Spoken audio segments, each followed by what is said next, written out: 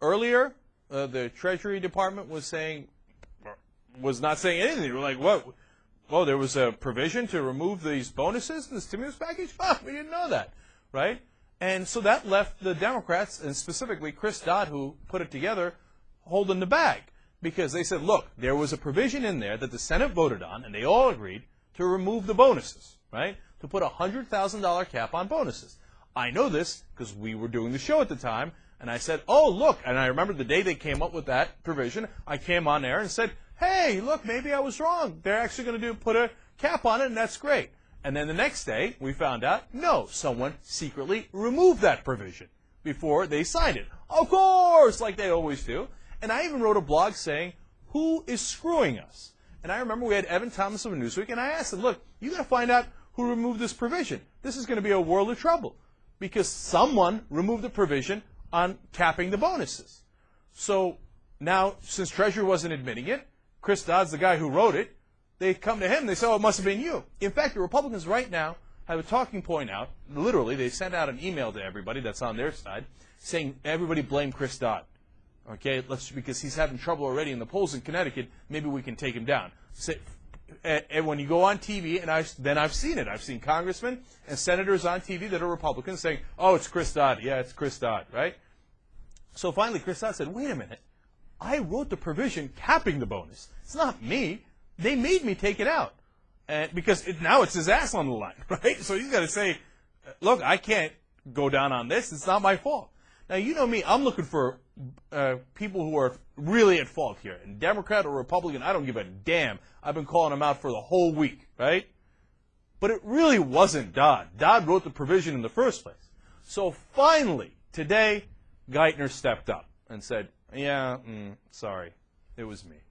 I took out the provision. Of course, we knew all along it was you. But I'm glad he finally admitted it. Well, he didn't want to admit it because it's politically damaging to his career. But you can't hang Dodd and the other senators out to dry when you forced them to remove that provision. So, Tim Geithner, why did you absolutely have to have the bonuses for AIG and the others?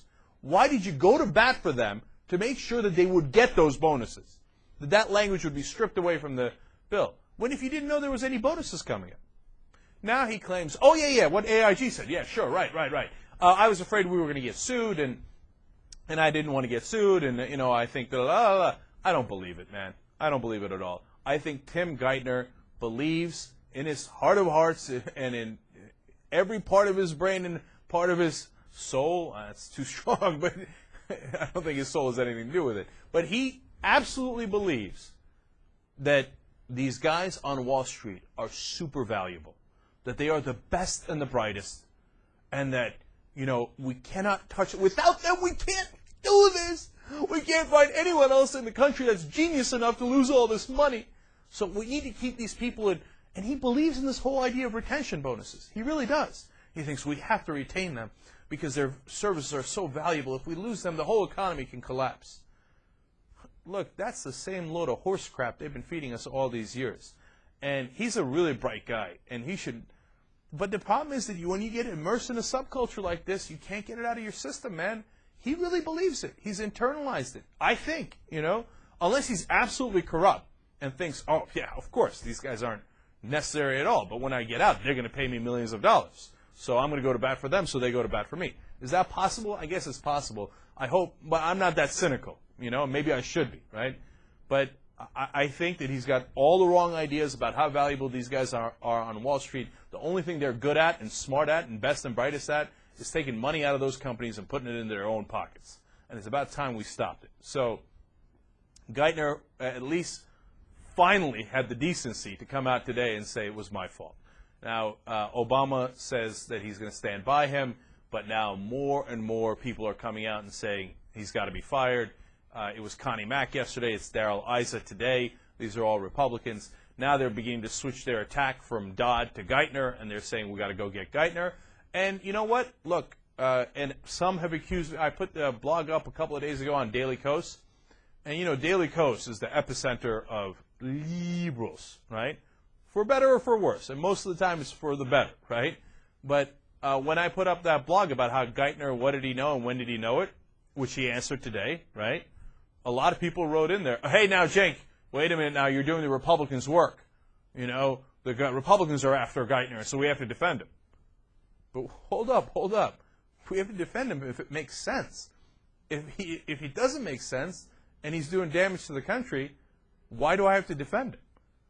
I mean, I think some people got this team mentality in their head. I'm a Democrat, I always defend him. The Republicans are after him, then I'm in favor of him. Easy, take it easy. Find out what the facts are first. And if he's not working, then he's not working. Then I'm with the Republicans who think he should be replaced.